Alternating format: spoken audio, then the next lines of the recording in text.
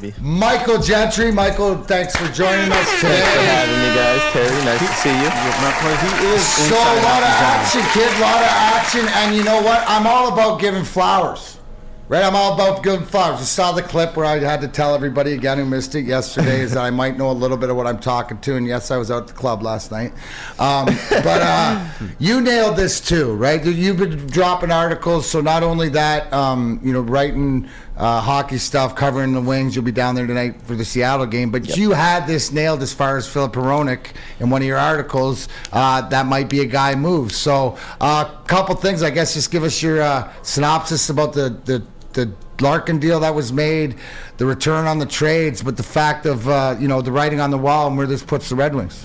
This puts the Red Wings in an interesting spot, like Terry brought up. He's wondering what they're going to do with this mystery box of picks. You now have 26 total picks in the next 3 drafts. You have 5 first-rounders, so you have a lot to do. You got great returns in the Hronek trade and the Bertuzzi trade, getting a first out of those. I talked about it earlier, the Bertuzzi trade.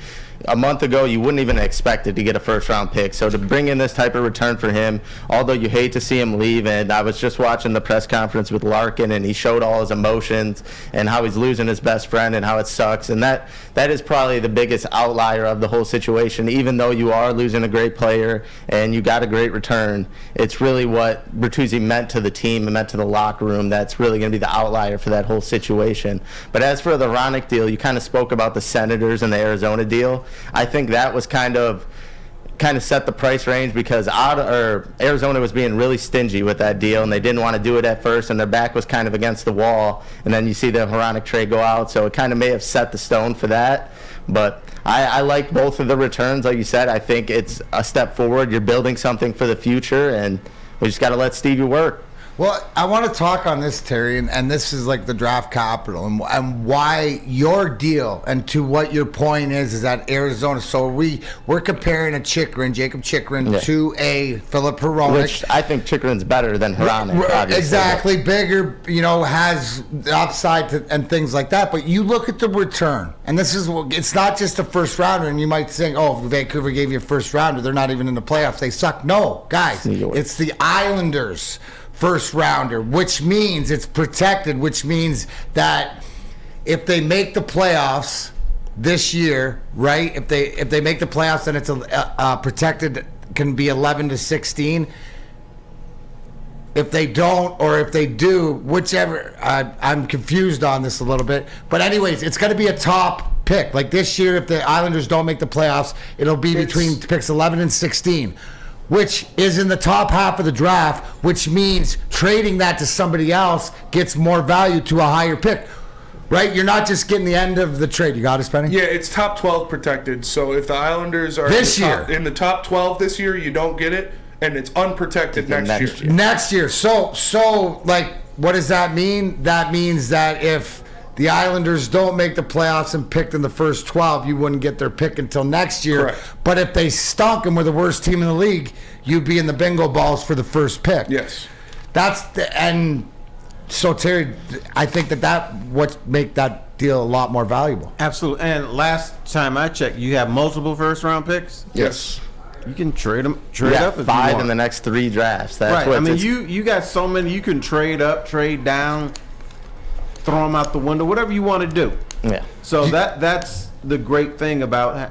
I love having first and second round draft picks. You start playing checkers with those. Now there's a lot of there's been a lot of movement even before the deadline, because the deadline, Michael, is until 3:00 tomorrow, correct? Yeah. Yep. Right, so 3:00 tomorrow. So do we still think? I know I saw in the chat. Do we expect Suter to get moved? Or I brought up Sundqvist. Do we expect any more small moves being made, or only if it benefits to weaponize? Well, it should be noted that before I came on here, Ernie was called up today. Adam Ernie, and Jacob Vrana was pronounced as he will be out for tonight's game. So who knows if that's a trade deal? Who knows? Lalonde said that was more for PK reasons with Rasmussen out, but that could be something to look at. And I also look at Filip Zadina. I said that earlier on the morning show. He's a great prospect. He's, obviously he's been sold a little short here in Detroit. He hasn't played as well, but he's still got a lot to his game. So I think a contending team could, make a move at him. So young fella, let me give you a little piece of advice. Yes, sir. If somebody's not playing there's something cooking.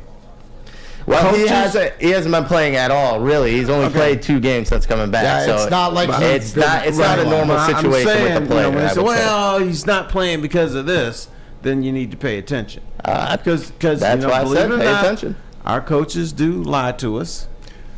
Oh, they're supposed to, or they're not supposed to. Our guys just Right. They ain't gonna have the job if they're telling us all the truth.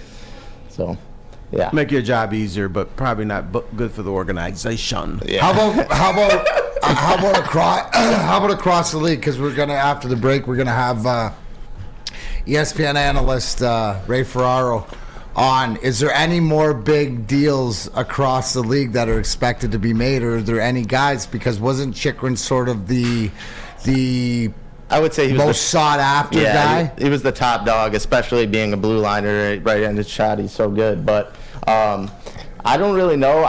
The question I was going to ask Ray about that as well, what his thoughts were, because when you get teams like Boston and they're loading up at the deadline, there's so many juggernauts coming out of the East now. So it's going to be interesting to see what teams really do add that extra player to try and make a run at them, because Boston is loaded, New York's loaded, so that it's just getting tougher by the day. So I would expect there would be some more contenders making some moves.